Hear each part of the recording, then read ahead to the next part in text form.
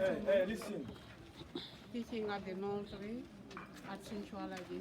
So I'm very happy.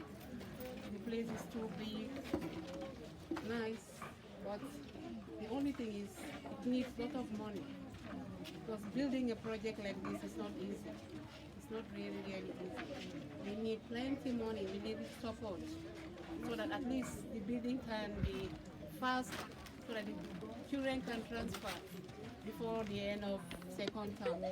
So we are just appealing that people can at least support us in a fast manner. And the nursery, we don't have space yet here, and we have to move in.